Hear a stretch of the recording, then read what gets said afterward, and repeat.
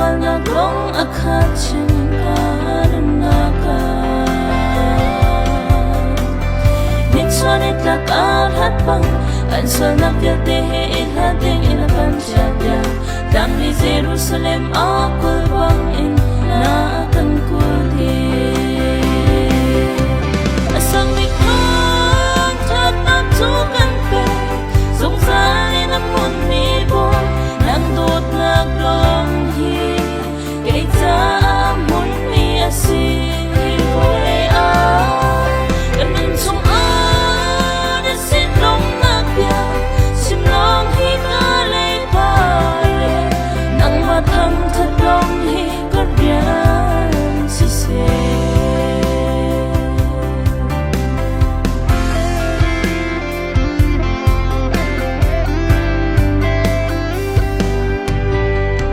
paanso walay lakin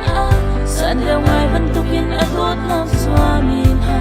sa asyong aletin ang andew iamon sungsa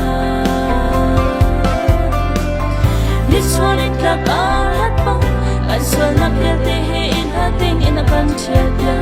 dang di Jerusalem akul bang